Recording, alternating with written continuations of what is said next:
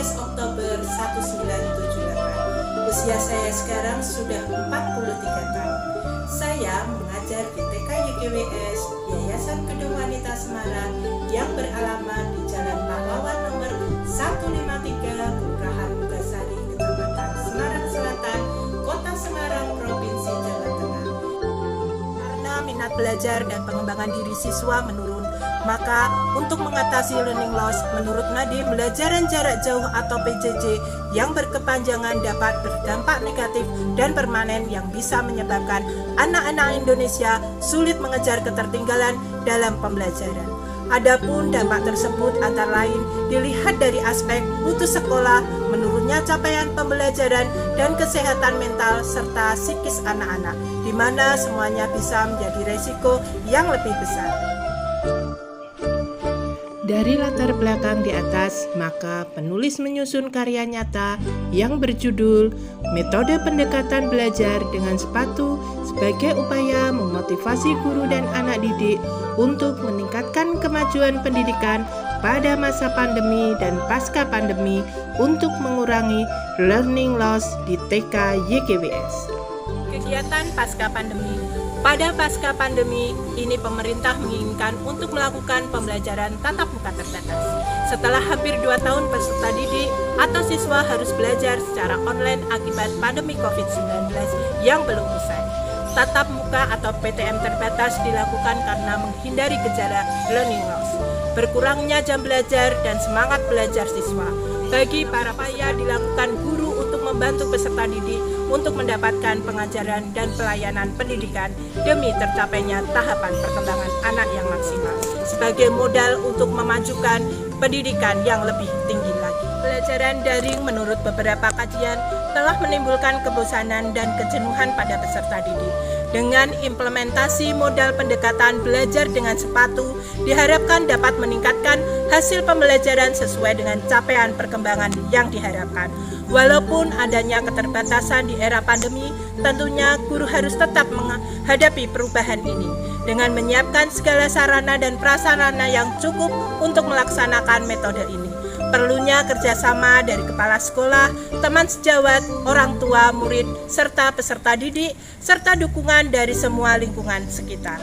Pendekatan belajar dengan sepatu sebagai upaya meningkatkan motivasi guru dan anak didik pada masa pandemi dan pasca pandemi untuk mengurangi learning loss di TK YGWS. Apa sebenarnya sepatu itu? Sepatu adalah selalu semangat belajar. Efektif dalam menyelesaikan tugasnya. P. Pandai berkarya dan berinovasi. A. Aktif mengikuti perkembangan zaman. T. Tanpa kenal lelah. U. Untuk kemajuan pendidikan.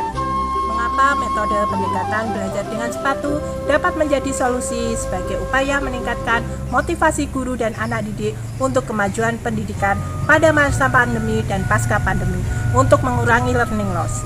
Karena peran guru dan orang tua sangat penting dalam pembentukan karakter anak.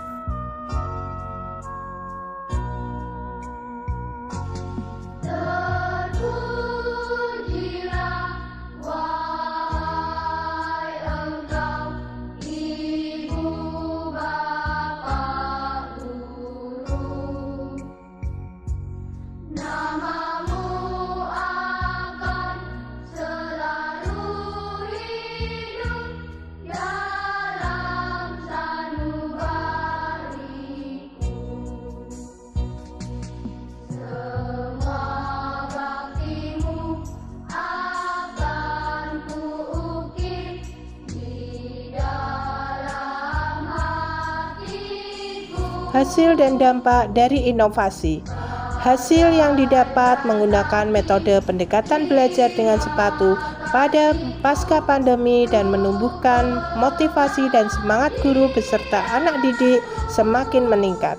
Rasa percaya diri anak, kebanggaan anak, kebahagiaan anak, dan ikatan emosional anak kepada guru dan orang tua terjalin sangat baik.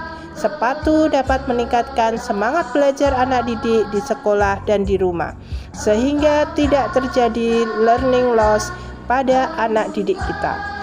Dalam metode pendekatan belajar dengan sepatu dapat menumbuhkan nilai-nilai karakter, beriman, bertakwa, kemandirian, bernalar kritis, dan kreatif.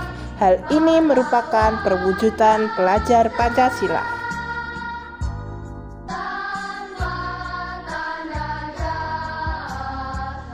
Metode pendekatan belajar dengan sepatu ternyata dapat menumbuhkan minat belajar anak didik serta meningkatkan prestasi belajar anak, yang tentunya motivasi belajar ini dapat mewujudkan anak Indonesia yang bahagia, ceria, mandiri, cerdas, dan berprestasi sebagai cermin pelajar Pancasila.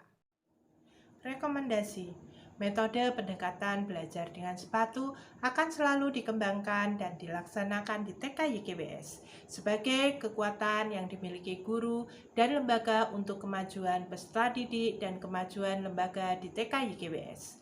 Dan teman-teman lembaga lain bisa menggunakan metode pendekatan belajar dengan sepatu sebagai referensi untuk mengembangkan sekolah. Demikian paparan karya nyata saya, semoga bermanfaat. Wassalamualaikum warahmatullahi wabarakatuh.